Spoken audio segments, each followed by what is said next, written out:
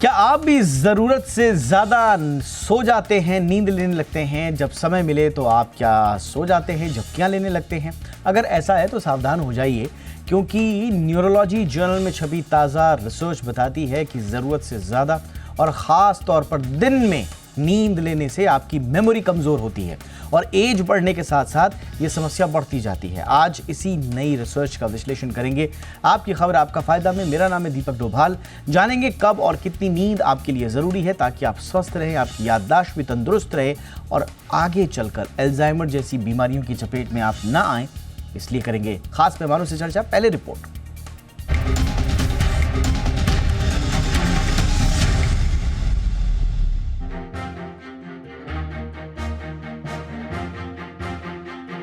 आज की भागदौड़ भरी जिंदगी में जहां हमेशा काम का बोझ बना रहता है, वहां अच्छी नींद लेना एक सपने जैसा लगता है।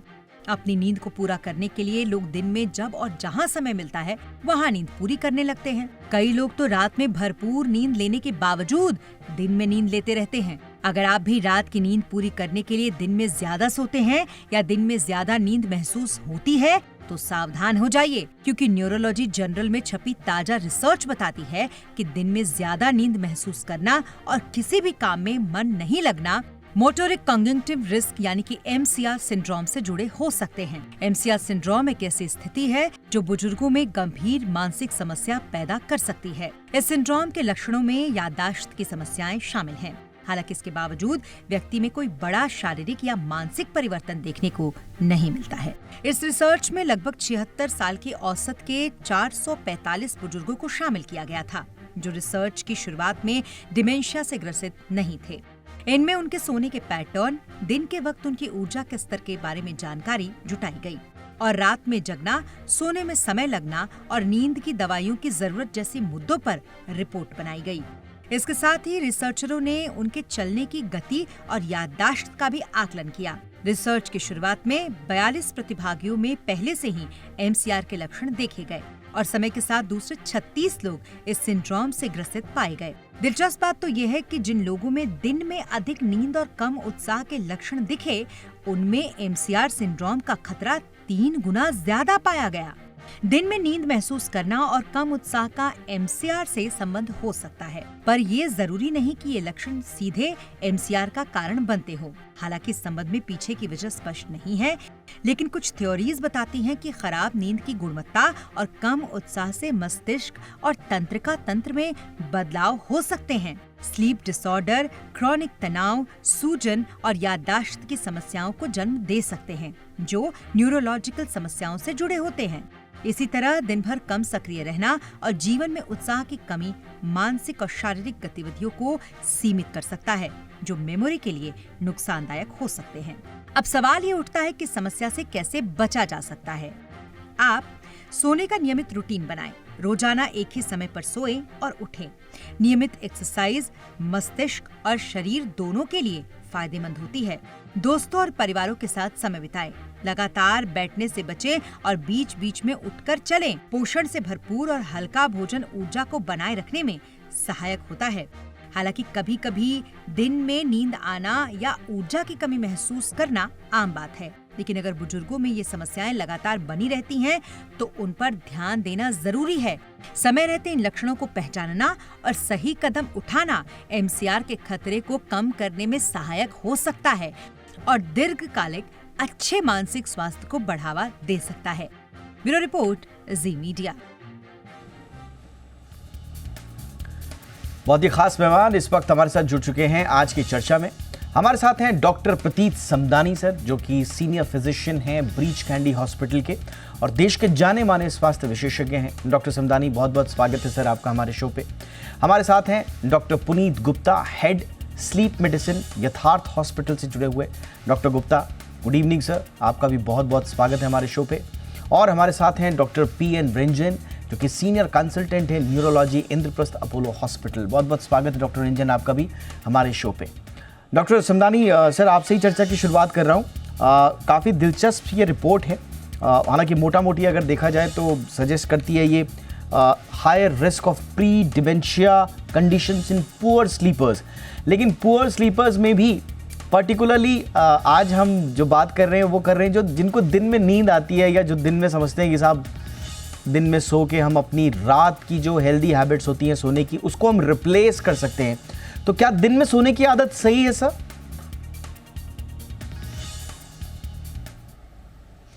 दीपक जी, ये बहुत इंपॉर्टेंट महत्वपूर्ण बात आपने पूछी है। ये मोटर और कॉग्निटिव रिस्क एक एक्चुअली अनडिटर्मिन्ड, अनरिलेटेड और अनडायग्नोस्ड रिस्क है, और ये रिस्क दिखाती है, जैसे आपने बताया अभी आपके चर्चा में, कि ये डिमेंशिया का एक प्री डिमेंशिया स्टेट है। दिन में सोना गलत नहीं है, लेकिन दिन में कंटिन्यूसली सोना या छोटी छोटी झपकी लेना ये गलत हो सकता है। देखिए, आम तौर पे मनुष्य को 6 से 8 घंटा सोना चाहिए, 7 से 8 घंटा आइडियली। लेकिन यदि आदमी दिन में ज़्यादा सोए तो स्वाभाविक है इनको रात को नींद कम आएगी। ऐसे पेशेंट को जो डे टाइम में सोमनिलेंस हम बोलते हैं, डे टाइम में ड्राउजीनेस लगती है, एंथुजियाज्म डिक्रीज होता है, चलने में तकलीफ होती है, स्लो चलते हैं, और eventually memory loss, pre dementia और डिमेंशिया होता है। तो दिन में सोना गलत नहीं है, लेकिन बार बार सोना, ज़्यादा टाइम सोना ये गलत है, और ये एक पहला MCR का रिस्क या पहला MCR का सिम्टम हो सकता है। Absolutely sir. ये प्री डिमेंशिया कंडीशंस की ओर ट्रिगर कर सकता है आपको, इसीलिए आपको ध्यान में रखना है। डॉक्टर गुप्ता के पास चलते हैं। डॉक्टर गुप्ता, कैसे ये समझें कि हमें नींद सिर्फ इस वजह से आ रही है क्योंकि हमारी नींद पूरी नहीं हुई, या नींद हमें इस वजह से आ रही है कि कुछ अंदर गड़बड़ चल रहा है, कुछ ऐसी कंडीशंस हैं जिनकी वजह से हमें संकेत मिल रहे हैं कि हमें थोड़ा सतर्क हो जाना चाहिए? मैं ख़ास तौर से दिन की जो सुस्ती है और झपकी है और इस तरह का जो नींद आने की जो प्रवृत्ति है, मैं उसकी बात कर रहा हूँ सर। देखिए, जब हम नींद की बात करते हैं तो क्वालिटी ऑफ स्लीप बहुत इंपॉर्टेंट मैटर करती है। जैसे हम रात को सोते हैं तो स्लीप की कुछ स्टेजेस होती हैं कि REM sleep, shallow sleep and deep sleep. तो जब हम डीप स्लीप में जाते हैं तो हमारे ब्रेन को रेस्टिंग स्टेज में जाते हैं, तो उससे हमारी नींद पूरी होने का आभास हमें होता है। लेकिन जब किसी भी रीजन से, आइदर ऑब्स्ट्रक्टिव स्लीप एपनिया की वजह से या अदर स्लीप फ्रेगमेंटेशन की वजह से, जब हमारी नींद रात को बार बार टूटती है, वो 2 तरीके से हो सकती है। एक तो हम बार बार नींद टूट जाती है और हमें पता लगता है। एक होता है कि हमें सांस की रुकावट हो रही है, उसकी वजह से, OSA की वजह से, जो हमें पता नहीं लगता है। तो उसमें जब हम सुबह सो के उठते हैं तो हमारा ऐसा लगता है कि 8, 9, 10 घंटे सोने के बाद भी बिल्कुल फ्रेश नहीं है, सिर हल्का सा भारीपन है, और दिन में हमें कहीं भी कुछ मौका मिल जाए, खाली बैठे हैं तो एकदम से झपकी आएगी। तो इस तरीके की सिचुएशन में हमें अपना स्लीप टेस्ट कराना चाहिए, जिससे कि हमें ये पता लग सकता है कि स्लीप डिप्रीवेशन का या स्लीप फ्रेगमेंटेशन का रीजन क्या है। उसमें कोई एयरवे में ऑब्स्ट्रक्शन है जिसकी वजह से एपनिक एपिसोड्स आते हैं, और कुछ और डिजीज है कि जैसे साइनस वाले पेशेंट्स में जिसको टॉन्सिलर एनलार्जमेंट होता है, या नाक में कुछ मांस बढ़ा हुआ है जिससे नाक से सांस नहीं आ रही है, तो उस पेशेंट में भी अगर हम वो चीज ठीक करें तो स्लीप क्वालिटी बेटर हो सकती है। या फिर एक्सेसिव यूज ऑफ मोबाइल और दिस लेट नाइट हैबिट की भी, हम OTT पे ऐप देख रहे हैं, कोई सीरियल देख रहे हैं, तो उससे भी हमारा स्लीप फ्रेगमेंटेशन होता है। एक सबसे इंपॉर्टेंट जो हम घर में ही चेक कर सकते हैं कि रात में टॉयलेट के लिए बार बार उठना पड़ता है। डायबिटीज नहीं है, लेकिन रात में टॉयलेट के लिए बार बार उठना पड़ता है। ये भी एक तरीका है जिसमें हम डायग्नोस कर सकते हैं कि हमारी डीप स्लीप में कमी हो रही है। दूसरा, जब हम सुबह को उठेंगे तो हम चिड़चिड़े रहेंगे, थोड़ा सा जरा सी बात पे गुस्सा आने लगेगा। ये भी एक इंडिकेशन होता है कि या तो स्लीप पूरी नहीं हुई है या कोई बीपी हाई चल रहा है, और ये दोनों रिलेटेड होते हैं। अगर आपकी स्लीप पूरी नहीं हुई है तो बीपी भी ट्रांजिएंटली हाई हो जाएगा, धीरे धीरे वो परमानेंट ब्लड प्रेशर के पेशेंट बन जाते हैं। या कोई डायबिटीज वाले पेशेंट है, उनकी शुगर डिरेंज रहने लगती है in spite of all medicine. तो sleep quality is very important, कि रात को हम जब सोएं, चाहे वो 5 घंटे की स्लीप है या 6 घंटे की स्लीप है, बट उसमें डीप स्लीप का होना बहुत जरूरी होता है, जिसमें हम नेक्स्ट डे जब सुबह उठेंगे तो हम फ्रेश फील करते हैं कि हाँ, नींद पूरी हुई है और मैं बिल्कुल फ्रेश हूँ। बिल्कुल, यानी कि डॉक्टर गुप्ता बता रहे हैं कि स्लीप क्वालिटी भी उतनी ही इम्पॉर्टेंट है जितना स्लीप का टाइमिंग इम्पॉर्टेंट है। कम अगर आप सो पा रहे हैं, वैसे तो नहीं सोना चाहिए, कम कोशिश कीजिए कि आप भरपूर नींद लें, लेकिन उसमें से भी अगर आपने कम नींद ली है और वो नींद भी अगर उस क्वालिटी की नहीं है जो आपके शरीर को चाहिए, तो आप समझ सकते हैं कि उसके कुछ ख़ास आपको नुकसान आगे उठाने पड़ सकते हैं। डॉक्टर PN निरंजन के पास चलते हैं। सब ये जो डे टाइम स्लीपनेस है या स्लीपीनेस है, क्या ये अकेले इसको जिम्मेदार माना जाए? क्योंकि रिसर्च तो बता रही है कि प्री डायमेंशिया जैसी जो कंडीशंस हैं, लेकिन डायमेंशिया के रिस्क के लिए क्या अकेला दिन में सोने की जो ख़राब आदतें हैं उन्हीं को जिम्मेदार माना जाए, या दूसरे रिस्क फैक्टर भी होते हैं सर जो आगे चल के आपको डिमेंशिया का रिस्क पे पहुंचाते हैं? देखिए, मैं ये कहना चाहूँगा, ये जो मोटोरिक रिस्क कॉग्निटिव डिजीज है, इसका एसोसिएशन क्या है डिमेंशिया से, मेमोरी से या डिमेंशिया से, एकदम अभी कहा नहीं जा सकता। Okay. But definitely a patient जो ऐसा है जिसको ये है रेस्टलेसनेस सिंड्रोम, दिन में उसको बिहेवियरल डिसऑर्डर्स है, उसको दिन में स्लीप नहीं आती, obviously there could be, especially in the elderly, association between this and memory disturbances. but इसके साथ साथ एक बड़ी जरूरी चीज है कि the association इसके साथ diabetes, blood pressure, hypertension, hypercholesteremia, wrong physical habits, rather intake of alcohol and a sedentary lifestyle will definitely predispose this group of patients to early dementia, or now we use a term called mild cognitive impairment. Dementia होने के पहले थोड़ी impairment होती है जो एक patients के activities of daily living को अफेक्ट करती है, but really it is not dementia. So I think sleep is a very important factor in the elderlies. और हमारा as a neurologist, I always look and work on a person who has a sleep disturbance. क्योंकि एक association है between neurological disorders and sleep disturbance. Okay. For example, early Parkinson's disease, जो बड़ी common degenerative disease है, उसके first symptoms are sleep disorder. अगर आप sleep study करें तो आप ये सिम्टम्स को पिकअप कर सकते हैं.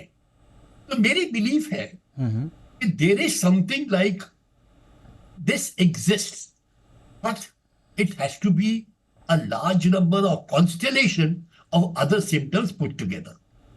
ऑलराइट, यानी कि मुकम्मल तौर पर अभी कुछ कहा नहीं जा सकता, बट हाँ, जैसे सर ने कुछ डॉट कनेक्ट करने की कोशिश की अपने अनुभव के आधार पर, तो उन डॉट्स को, उन एक्सपीरियंसेस को, उन ऑब्जर्वेशंस को आपको इग्नोर नहीं करना है. बट हाँ, एक लार्जर कॉन्सोल्यूशन होना बहुत आवश्यक है इस बारे में.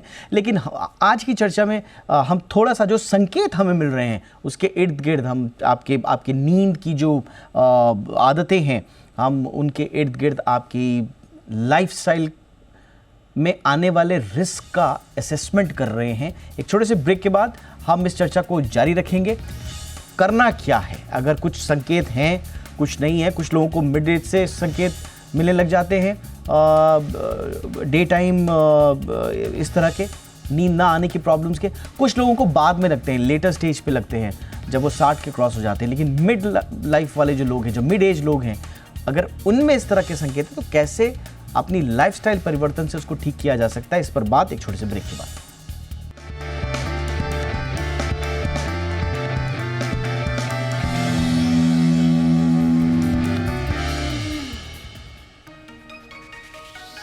ब्रेक के बाद आपका स्वागत है. तो दिन में सोना क्या आपकी मेमोरी पर असर डालता है? कुछ रिसर्च आई हैं लेटेस्ट, और उन्होंने प्री डिमेंशिया से रिलेशन वाले कुछ संकेत दिए हैं. हालांकि चर्चा में यही बात आ रही है कि कुछ मुकम्मल तौर पर नहीं कहा जा सकता, बट हाँ, जब संकेत मिले हैं तो उस पर चर्चा भी होनी चाहिए, ताकि अर्ली इंटरवेंशन से, टाइमली इंटरवेंशन से हम कम से कम उसके रिस्क को कम कर सकें. इसी पर चर्चा के लिए मेरे साथ 3 खास मेहमान. चलते हैं देश के जाने वाले स्वास्थ्य विशेषज्ञ डॉक्टर प्रतीत समदानी के पास. अब डॉक्टर समदानी, आप सर उन लोगों को क्या सलाह देंगे जो इस वक्त मिड एज में हैं और उनके साथ ये प्रॉब्लम शुरू हो जाती है, लेकिन अक्सर हम अपनी लाइफस्टाइल और ख़ास तौर से अपने काम के मद्देनज़र उन्हें इग्नोर करते हैं. हम सोचते हैं कि यार हम तो बहुत ज़्यादा बिजनेस में बिज़ी हैं, काम ज़्यादा कर रहे हैं, ऑफिस में काम ज़्यादा हो जाता है, तो स्वाभाविक रूप से दिन में सुस्ताना, रात में प्रॉपर नींद ना आना, ये नॉर्मलाइज कर देते हैं लोग इसे. जो लोग इग्नोर कर रहे हैं इन फैक्टर्स को, सर उनको आप क्या सलाह देंगे? देखिए, बहुत इम्पॉर्टेंट है, खाली आज के टॉपिक के लिए लेकिन अच्छे और सुंदर स्वास्थ्य के लिए। तो एक है, एक रूटीन मेंटेन करिए, टाइम पे सोने की कोशिश करिए, गुड क्वालिटी ऑफ स्लीप होनी चाहिए, फिजिकली अपने आप को एंगेज करिए। और मैं बहुत इंपॉर्टेंट चीज़ बोलना चाहता हूँ, ये कोविड के बाद आप देखेंगे कि बहुत सारे वृद्ध लोग या 70, 80, 60 जो पहले एकदम एक्टिव थे, अब वो वर्क फ्रॉम होम जैसे कर रहे हैं। तो इनमें मैं देख रहा हूँ क्लिनिकल प्रैक्टिस में इनको कॉग्निटिव इम्पेयरमेंट बढ़ रहा है, इनकी मेमोरी लॉस बढ़ रही है। जैसे उम्र बढ़ रही है लोगों की, इसकी संख्या बढ़ने वाली है। तीसरी, good appetite, good food, good quality of food, no alcohol, no smoking, caffeine की चीज़ें रात को ज़्यादा नहीं वापरें क्योंकि इससे नींद हैम्पर हो सकती है। चौथी बात है, फिजिकली एंगेज रखिए, एक्टिविटीज़ में एंगेज रखिए, खुद को एक्टिव रखिए। यदि ऑफिस नहीं है, कुछ रिस्पॉन्सिबिलिटी नहीं है, तो गेम खेलिए, मेंटली स्टिम्युलेटिंग कोई एक्टिविटीज़ करिए, सुडोको करिए, पजल करिए, नीचे जाइए, घूमिए। रूम में बैठने से, घर में बंद होने से ये तकलीफ हो सकता है। और लास्टली मैं सभी को चाहता हूँ, ये भागते हुए देश में और भागती हुई दुनिया में छोटे छोटे ब्रेक आवश्यक है। थोड़े काम से हटिए, अपने आप के लिए समय निकालिए, मेडिटेशन करिए, रिट्रीट में जाइए, 5-7 दिन खुद के साथ समय स्पेंड करिए। इससे बिल्कुल कॉग्निटिव इम्पेयरमेंट और MCR की जो इंसिडेंस है कम होएगी। एब्सोल्युटली सर, बहुत इंपॉर्टेंट बात आपने सलाह के रूप में दी। डॉक्टर गुप्ता, हम एक ऐसे समाज में, एक ऐसे दौर में रह रहे हैं सर, जहाँ पर लॉन्ग वर्क आवर्स, स्ट्रेस, इन सब चीज़ों को ग्लोरीफाई किया जाता है। मैं अब किसी कंट्रोवर्सी वाले सब्जेक्ट की बात नहीं कर रहा हूँ, बट इन जनरल आप देखेंगे तो भाई बहुत ज़्यादा काम करते हैं तो भाई बहुत महान हैं, टाइम पे सोने चले जाते हैं, टाइम पे उठते हैं, बिल्कुल तो बोलते साहब ये तो रोबोटिक लाइफ जी रहा है। लेकिन हेल्थ के पॉइंट ऑफ व्यू से, स्लीप के पॉइंट ऑफ व्यू से आप सर हमें बताइए कि एक सही नींद लेना क्यों ज़रूरी है और इस तरह की भ्रांतियों में हमें नहीं पड़ना है, ये कितना ज़रूरी है? देखिए, जैसे अच्छे स्वास्थ्य के लिए गुड डाइट जरूरी है, हेल्दी फूड जरूरी है, ऐसे ही एक अच्छी गुड क्वालिटी स्लीप बहुत जरूरी है। तो हमें करना सिर्फ इतना है कि अपनी भागदौड़ भरी लाइफ में हमें कुछ काम कम नहीं करना है, बस एक रूटीन फॉलो करें, कुछ अपने लिए गोल्स बनाएं कि भाई मुझे डेली एक्सरसाइज जरूर करनी है। अगर टाइम कम है तो मैं फिजिकल एक्सरसाइज की जगह प्राणायाम वगैरह कर लूं। मतलब उसको पूरे अपने वीक का एक शेड्यूल बनाएं कि इतने बजे के बाद मुझे रात को सोना है, उसके बाद कोई मोबाइल ऐप नहीं, स्क्रीन टाइम अपना कम करें, उससे मॉनिटर कर सकते हैं। सुबह उठ के वॉकिंग और प्राणायाम, डीप ब्रीथिंग एक्सरसाइज बहुत जरूरी है। सीजनल फ्रूट्स का कंजम्पशन बहुत जरूरी है। हेल्दी बैलेंस डाइट लें। दिन में कोशिश करें, अगर वर्क फ्रॉम होम भी कर रहे हैं तो दिन में ना सोएं, दिन में अपने आप को किसी ना किसी एक्टिविटी में इन्वॉल्व रखें, जिससे कि रात को आपका जो स्लीप टाइम होता है उसमें आप प्रॉपरली सो पाएं। उसके बाद भी अगर आपको स्लीप में प्रॉब्लम हो रही है तो उसका अपना चेकअप जरूरी है कि स्लीप में रीजन क्या है, कि स्लीप क्यों नहीं अच्छी आ रही है। कुछ एक्सटर्नल अपर रेस्पिरेटरी रेट वे में रीजन है, या कुछ और प्रोस्टेट, किसी एजेड पेशेंट में प्रोस्टेट बढ़ी हुई है, या बीपी बहुत हाई है, सिर दर्द हो रहा है, किस वजह से नींद नहीं आए, तो उस वजह को आइडेंटिफाई डॉक्टर की सलाह से करें और उसको प्रॉपरली ट्रीट कराएं। सबसे इंपॉर्टेंट चीज होती है कि हम जो हेल्दी डाइट, सीजनल फ्रूट्स लेते हैं तो उससे हमारा जो डाइजेशन है वो भी प्रॉपर बना रहता है। अगर किसी पेशेंट को, शुगर के पेशेंट्स हैं या ब्लड प्रेशर के पेशेंट्स हैं या अस्थमा के पेशेंट्स हैं, तो अगर उनकी डिजीज कंट्रोल नहीं होगी तो उसकी वजह से भी उनकी नींद बार बार टूटती रहती है। कोई न्यूरोलॉजिकल डिसऑर्डर है, उसकी वजह से भी नींद बार बार टूटती रहती है। तो ये सारी डिजीज कंट्रोल रखनी चाहिए। और जो हेल्दी पर्सन है, जिनको कोई बीमारी नहीं है, वो अपना रूटीन फॉलो करना है कि भाई मुझे डेली एक्सरसाइज जरूरी है और डेली थोड़ा बहुत प्राणायाम या मेडिटेशन जरूरी है। टाइम पे हम अपना फूड का टाइम फिक्स रखें, सोने का टाइम फिक्स रखें, और हम अपने स्क्रीन टाइम से मोबाइल में चेक कर सकते हैं, उससे हम उसको कम मिनिमाइज करें कि भाई रात को हमारा 10 o'clock और 11 o'clock, उसके बाद हम उसको यूज नहीं करना है। हर आदमी की लाइफ में ना रात को एक पॉइंट होता है कि जब उसको हल्की सी झपकी आ रही होती है। वो पॉइंट अगर क्रॉस हो जाता है तो उसके बाद 1-2 घंटे तक बिल्कुल नींद नहीं आती। तो वो अपना टाइम आइडेंटिफाई करें कि भाई इस टाइम पे अगर मुझे नींद आ रही है तो मुझे उसको सो जाना है, उसको पोस्टपोन नहीं करना है, क्योंकि अगर आपने नींद को पोस्टपोन किया तो फिर वो नींद आपको पोस्टपोन करेगी। एब्सोल्युटली और फिर अगले दिन आप सुबह इरिटेट उठेंगे और गुस्सा करेंगे, बीपी हाई होगा, शुगर हाई होगी, और पूरे दिन की दिनचर्या आपकी खराब होगी, जिसका फिर मेमोरी फंक्शन, कॉग्निटिव फंक्शन पे भी इफेक्ट आएगा। बिल्कुल सर, आपने सही बोला। एक मोमेंट ज़रूर आता है हर किसी की लाइफ में रात में सोते वक्त, अगर आपके हाथ में मोबाइल रहता है तो, जब आपको बिल्कुल झपकी आ रही होती है, लेकिन आप उस स्क्रीन पे जो चल रही चीज़ होती है उसके प्यार में या उसके लालच में उसको ओवरकम कर जाते हैं, और वही है खतरे की घंटी। अब मैं डॉक्टर रंजन के पास आऊँगा। डॉक्टर रंजन, एक डेटा जो मैं पढ़ रहा था, और बड़ा इंटरेस्टिंग सा ये डेटा है, ये थोड़ा सा इकोनॉमिक पॉइंट ऑफ व्यू से इम्पॉर्टेंट है, कि जो नाइट टाइम इकोनॉमीज़ हैं आज की डेट में, हम प्रोडक्टिव वर्क आवर्स की बात करते हैं, हम बोलते हैं कि हमारा यूथ जो है पूरी तरह से स्लीप नहीं ले रहा है, हमने माहौल भी तो इस तरह का बनाया है। मैं नाइट टाइम इकोनॉमीज़ का कंपैरेटिव डेटा एनालिसिस कर रहा था। यूके, यूएस में आप देखिए जो नाइट लाइफ सेक्टर्स है वो billions of dollars local economy में जोड़ रहा है। अकेले लंदन में 26 बिलियन यूरो एनुअली जा रहे हैं और 7 लाख से ज़्यादा एम्प्लॉयमेंट दिया जा रहा है। मतलब नाइट लाइफ को, यानी कि वो टाइम जब सोने का टाइम होता है इंसान का, उसको इतना ज़्यादा तवज्जो हमने दे दी है कि इकोनॉमिकली वो हमको इतना प्रॉस्पर कर रहा है एक तरह से कि हम उससे रोल बैक अप कर नहीं सकते सर। ये जो पर्सपेक्टिव है कि आपका टूरिज्म इससे जुड़ गया है, आपका रेवेन्यू इससे जुड़ गया है, ऐसे में सर, ऐसे में हम कैसे फ्यूचर में होने वाले जो प्रॉब्लम्स हैं उनसे हम कैसे बचाएं अपनी इस जनरेशन को? कोई बैलेंस हो सकता है सर, डॉक्टर रंजन? देखिए, आपका जो स्टैटिस्टिक्स है, I also read that.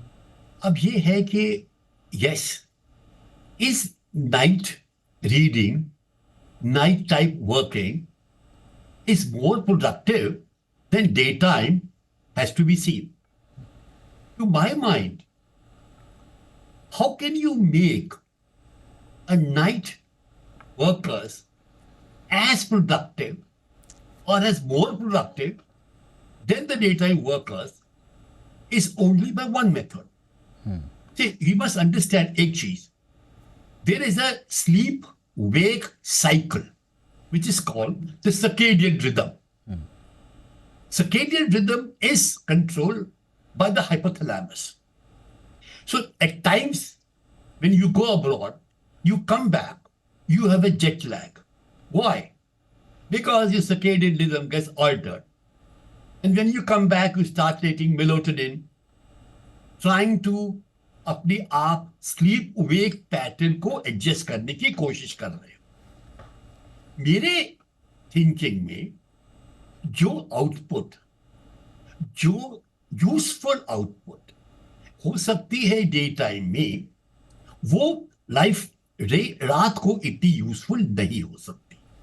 But आपका ये क्वेश्चन कि इसको प्रोडक्टिविटी कैसे बढ़ाया जाए, उसके लिए तो एक ही चारा है। एक, you have good day time sleep, but obviously don't forget one thing कि अगर आप गुड डे टाइम स्लीप की बात कर रहे हैं, you are also compromise on your activities of daily living, which would directly और indirectly add to your productivity.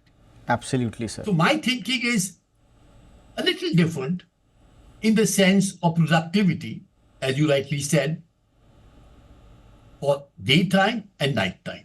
All right, sir.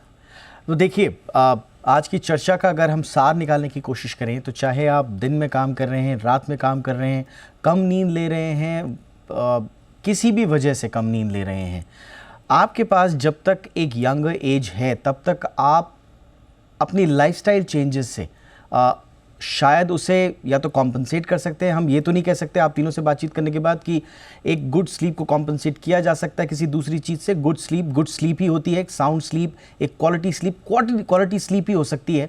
But जितना जल्दी आप संकेतों को समझें और अपनी लाइफस्टाइल में चेंजेस करके आप एक अच्छी क्वालिटी लाइफ की तरफ जाएं, अच्छी क्वालिटी स्लीप की तरफ जाएं, उतना कम आपका रिस्क होगा आगे चलकर डिमेंशिया या मेमोरी या दूसरे कॉग्निटिव जो प्रॉब्लम्स हैं उनसे रिलेटेड। इसी उम्मीद के साथ कि आप आज के शो से बहुत कुछ सीखे होंगे, बहुत कुछ सीखने को मिला होगा। धन्यवाद करेंगे हमारे तीनों मेहमानों का। Doctor P N Ranjan sir, बहुत बहुत शुक्रिया वक्त निकालने के लिए सर। डॉक्टर पुनीत गुप्ता, बहुत बहुत शुक्रिया सर। डॉक्टर प्रतीत Samdani sir, thank you so much sir वक्त निकालने के लिए। आपकी खबर, आपका फायदा में इतना ही। नमस्कार।